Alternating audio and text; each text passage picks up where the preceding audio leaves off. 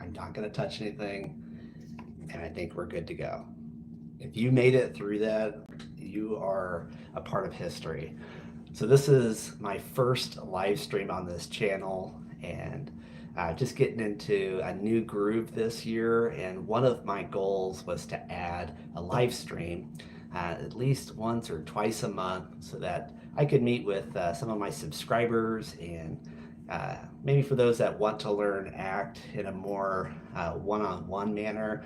I felt like this might be a good setting to do that. And so we're going to start off with just introducing acceptance and commitment therapy for anybody that might be interested. So I may have some therapists on here where you've heard about ACT, maybe you've seen it in a workshop, or maybe you even used maybe some of the concepts from ACT in therapy. You also may be in graduate school and maybe have come across it in one of your foundations of theories classes, and you're interested in learning ACT and seeing what it's all about. You also may be just somebody who has gone to counseling and you're looking for some additional help. So I'm going to try to kind of meet everybody where they're at and provide a kind of a beginner's perspective on acceptance and commitment therapy. We can get into more of the technical matters, and maybe in these lunch and learns we can do some of that. But I thought that this might be a good setting to practice some of the concepts that I share on my channel, and to use this along with my series that I'm currently doing, Learn ACT. And so that that comes from a manual for therapists to better understand acceptance and commitment therapy from the ground up. And so those videos will do a better job of being more comprehensive.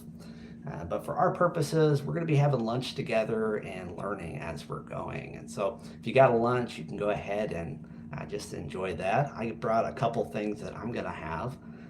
So the first one is a carrot orange ginger juice. And so this has been something that I've been experimenting with now that I got it's called a blueser. So it's a blender and a juicer. And so I have that one. And then I also have this pineapple apple. It's kind of like a lemon lime flavor too. And so this is kind of a very sweet juice. I don't know if I'm going to drink this during this live stream. I'll probably wait till later in the afternoon for a little pick me up. But definitely like this carrot orange juice. And so I'll be sipping along and also kind of talking about acceptance and commitment therapy as well. So I thought I'd start with a simple present moment activity. So ACT is very much focused on contact with the present moment. And so I want to incorporate as many of these techniques as possible so you can kind of get the hang of it, and also incorporate these in your personal life and in your professional life. So this is a simple 5, 4, 3, 2, 1 method. So it's pretty common. This is one I teach kids as well as adults, and it can help you to just orient yourself to right now, right here. And so wherever you're at, I'm going to encourage you to follow along. So first, I want you to call out 5 things that you see. So just look around the room and begin to call out those objects. I see a stapler, headphones, a picture my son drew. I see a poster with a nice religious saying on it, and I see a window. Next, I want you to touch 4 things around you. They can be anything, be your clothes, any objects around you, and call those out. Glass, pants, microphone, and a knob on my dresser, on my desk. Next, I want you to call out 3 things that you can hear. So quiet yourself and see if you can hear 3 things. One of those may be the sound of my voice. I can hear that. I can hear the humming of our heater. And I can hear some noises that the children are making downstairs as they are eating lunch. Next, I want you to see if you can smell 2 things. This may be a good time to open up my juice.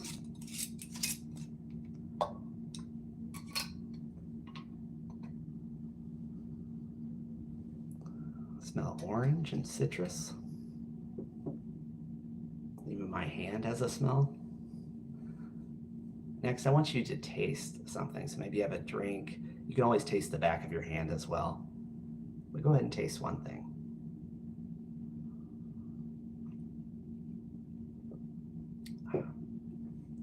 So a simple activity like this is really easy to use, easy to remember. It can make a really big difference. Now, sometimes during the day, I might get caught up in a client's story. I might get caught up in maybe a session that I just had that I'm kind of going in between, and I don't really have a lot of time. So something like this can be really simple. I can do this while I'm driving. I can do this when I'm in my office in between sessions, and it can really help me to stay rooted in the present. So let's do a little bit of an introduction. So if you don't know me, my name is Sean Hardy. I'm a licensed mental health counselor here in Fort Wayne, Indiana. And on my channel, Act on Mental Health, I do a lot of different topics on acceptance and commitment therapy, as well as the theory behind it, which is relational frame theory. And I also kind of just talk about some of the philosophy, science, and spiritual kind of parts of my journey. And so if you want to find some of those, I have a library on my YouTube channel that you can use. Now, I don't want this to just be a selfless promotion here, but just to kind of give you an introduction to who I am. Now, acceptance and commitment therapy has a goal to create a rich and meaningful life by accepting the pain that comes with it. So really focusing on the values that a person might have, how they want to feel about themselves in the world, and where they're going in life. And so we use goals, but those are to support the values. And I'll talk about that more maybe in a different live stream, just on some of those differences. But we really want to create a rich and meaningful life, and that's not something that can be a cookie cutter thing that I impose on a client and say this is what it means to live a rich and meaningful life. It really needs to come out of the flow of a conversation, and sometimes when they're talking about their pain, I can kind of sift through that and get the values that are there. What was missing? What was it that you wanted that you weren't getting? What was blocked? What was behind that pain? And pain and values can be kind of two sides of a coin, and it can be really valuable to clarify those for clients. Now, acceptance and commitment therapy has 6 core processes, and I'll get to those in just a moment. But today we're going to focus really on the first one, which is acceptance, and then the problem that acceptance helps with, which is experiential avoidance. Now, ACT has 2 central parts. The first part is acceptance, and so it's a willingness to open up to difficult thoughts and feelings instead of fighting them. So this is a really big difference from what a client or what a therapist might seek to do.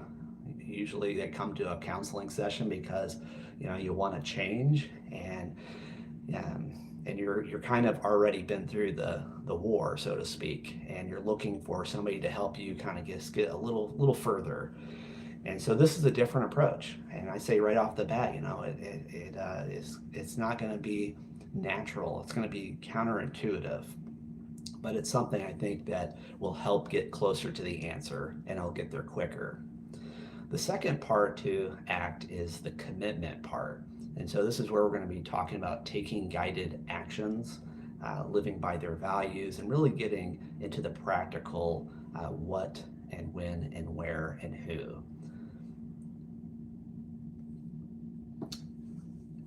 Now let's talk about the problem that ACT solves, which is experiential avoidance.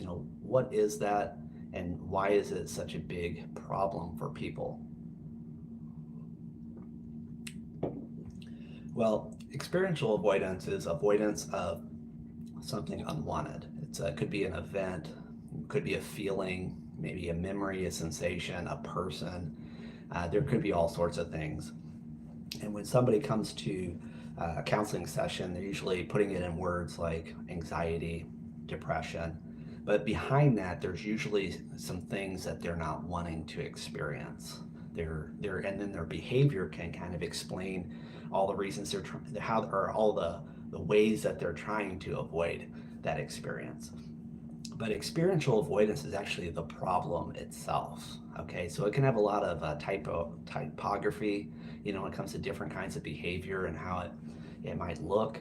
But at the root of it, it's an unwillingness to experience. And if you're unwilling to experience it, well, that means you're going to suppress it. And sometimes that's drinking behavior that might bring that down. You're going to try to escape it, which means you have to find creative ways to organize your life around that unwanted experience. Or when that unwanted experience shows up, you get out. And so it really changes your behavior, what you would otherwise do. And so these are some of the problems that we might see, but behind that is that experiential avoidance. So with ACT, it focuses on acceptance, and acceptance is kind of that let it be, and it is what it is. And I mean, some of those cliches kind of get at it, but it's not like necessarily a resignation toward something that's there. Like, I'm always going to have anxiety. I'm always going to be depressed or have it. That may happen, but it's not a resignation. Like, there's just nothing we can do. It's just we need to find different ways to go about life rather than avoiding those experiences, because we are making our lives smaller, and we're having such cost because of that anxiety, depression, and whatever you might fill that in with. So ACT uses acceptance as kind of that first application. And so the way that I introduce that to a client and how this can operate for us today is that we want to get away from control strategies and start to utilize more acceptance strategies. So control strategies are all the things I've mentioned before about suppressing emotions or thoughts, or avoiding emotions and thoughts, or just trying to get out of it. And often those work in the short term, but the expenses and the costs come in the long term. Acceptance strategies have kind of a different approach. It's that short-term discomfort or pain, and allowing it to be there, being open to it, being willing, in the view of the long-term gains that will be there. And so it's a different way to approach things. So ACT uses a lot of metaphors to kind of get at things that we can't really pull on just our experience. And maybe it might be helpful. Maybe you've heard some of these before, but I'll give you two that are pretty common. The first one is the quicksand metaphor, and I use this early in sessions early with client treatment to help them better understand that we need a different approach. And so the way I do this is I set it up by saying, have you ever seen quicksand? And usually the answer is no. I'm like, I haven't either, but it is in different parts of the world. And if you ever get caught in quicksand, this is what you might want to do. This is a way out. First, I want to ask you, like, if you found yourself and you took in sand, and you took a few steps, and all of a sudden you realize you're sinking, what would you do next? And if anybody has an answer, go ahead and put that in the comments. I'll try to respond to those. But imagine yourself in quicksand and you're like, oh man, what do I do? What would be the first thing that you would think of? Well, the first thing that I hear a lot is, well, I would take a step out. I'd try to get out. I'm like, okay, you take that first step, and then what do you think happens to the other foot? As you put weight on it, what do you think happens? Well, I sink even further. Right. So let's say you start to make that because you think that that's the best way I can. That's my only option, is to struggle and to step out of this, and it only begins to make it deeper. Well, at some point, you're struggling, may get to the point where you realize there's just no more point in struggling. I have to get out. So this is where I come in. Let's say I come in and I say, hey, I know how to get out. but you're gonna have to trust me with this. The first thing I need you to do is to lay flat. If you heard somebody say that all you need to do is to lay flat, what do you think that your response would be? You want me to do what? You want me to get closer to the problem? You want me to get closer to where I may sink in? But I say, no, that's the only way. The only way for this is to lay flat. And so let's say you listen to me and you're like, okay, let's do this. Then you lay flat. What you realize is you're no longer sinking. You're now on this, now your body has covered up the surface so that you're flat and you're able to keep yourself from going further in. The next thing you do is to army crawl out or to start to roll out. And this gives you some flexibility to get out of that problem that you otherwise wouldn't have seen if you would have just continued to struggle. This is what ACT kind of means when we're talking about moving away from control strategies that focus more on struggling and instead use acceptance strategies or what works in this context. Now this laying down and rolling out, it works in quicksand, that problem. It doesn't work in all problems. And that's what we're going to really focus on with helping clients. What is going to work in this problem? The second one would be if you have a Chinese finger trap, that would be great, to have in session for them to actually get that tangible sensation. But you can also draw on their experience, and many times we've all stuck our fingers in a finger trap. And so you ask, if you put your two fingers in a finger trap, what do you think happens when you try to pull them out? Either one or the other. I'm like, well, I can't. Well, what if you pull harder? Well, that's not going to do any good because it just constricts around my finger and it makes it even tighter. Well, how do you get out of a finger trap? And usually they know if you push in, you can release the tension and you can begin to pull away. So this also shows us in particular contexts, like finger trap, is that there is a way to get out, but it's counterintuitive. You think that I could just pull out of this situation.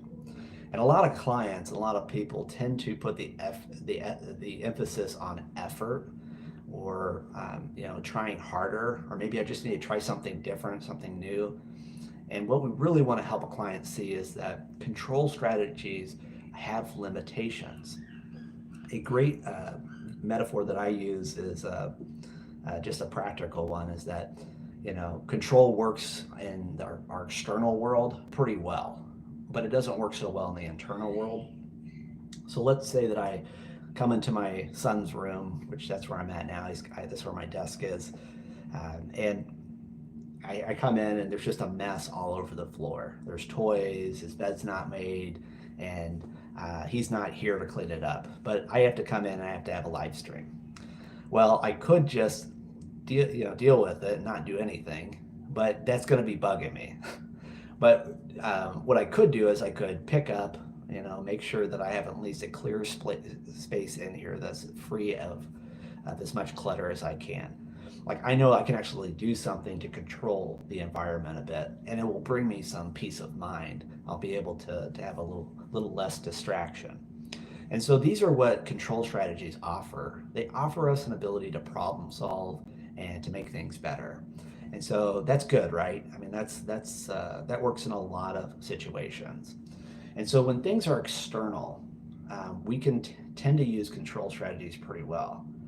But when we apply that same strategy internally, we find it operates by a different law. There are limitations to what we can control. So you can't just declutter your mind. I mean, you can't just take thoughts out and say, okay, well, I don't want that thought anymore. Or this sensation up here is kind of anxiety that I tend to get around talking in front of people, social anxiety or whatever. I can't just take that out or make that go away. I can't use a control strategy for that. Now I know people will utilize medications and utilize different sorts of mindfulness practices and other sorts of techniques to reduce some of those symptoms, and those are control strategies in some ways, but we can't directly get at the internal problems. Does that make sense? You have to find a different method. And so that's where we get to some acceptance based strategies. One of the better exercises that I like to use, and there's audio versions out there that are pretty good, is something called Leaves on a Stream. And so I thought we would end our live stream with a little practice here of practicing just noticing and accepting our thoughts and our feelings. And so this Leaves on a Stream exercise helps us. Now, I don't have any pretty scenery, so I'm going to ask you, if you feel comfortable, to close your eyes, and we can begin to visualize the activity. So I want you to visualize yourself sitting beside a still or quiet stream. So you can picture yourself as there's a tree there, some grass, and it's just you and this stream. And you're sitting there on an autumn day, and you're watching this tree and the leaves just gently falling into the river. And you're noticing that these leaves begin to kind of gently float down this stream.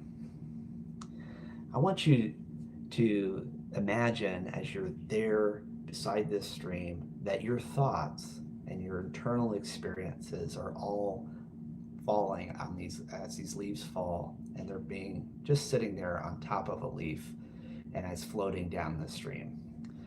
As you look ahead, you begin to see these thoughts, these emotions, these sensations, these memories, these images, and they start to put them on. You can start to put them on a leaf and watch it go down the stream.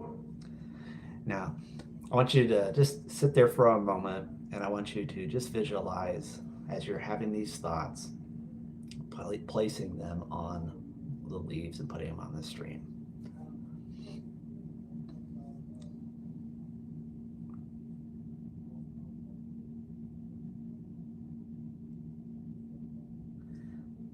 So for me, I might have things that are happening right now, like a dog barking, and I put that on the leaf. Or am I talking fast enough? That's another one. Am I not talking slow enough? That's another one. Just go ahead and put those thoughts, those emotions on the leaves, and allow them to flow by. Don't worry about controlling the speed of the stream. You'll notice that in some parts it's fast, and on some parts the leaves just kind of stay there. They're not moving. Don't worry about having to move them faster down. Just allow them to be. They can kind of sit there and then move on.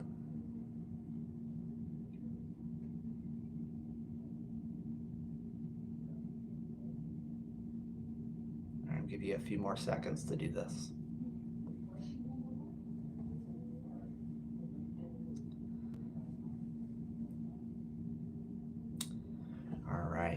So this is something called Leaves on a Stream, and it's a kind of a beginner's practice of acceptance.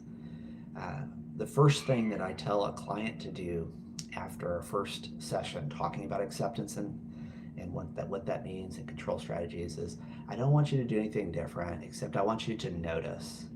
And even for somebody doing like a Leaves on the Stream exercise, for them they could say, I couldn't think of anything. Or my mind just went blank. Like I was trying, but I couldn't make any thoughts. And I'll say something like, well, notice that too. Notice that you're not producing any thoughts right now. You're not producing any emotions. And this can help them to start to track a little bit better. And so what I'll have them do is I will have them